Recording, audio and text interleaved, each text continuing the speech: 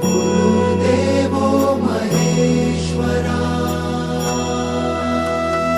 गुरु साक्षात् परब्रह्म तस्मै श्री गुरवे नमः।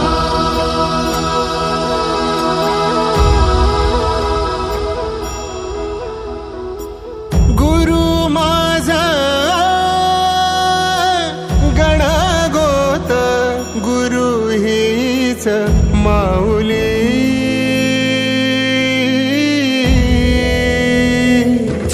गुरु स्पर्श दूर करी दुःखाची सावली।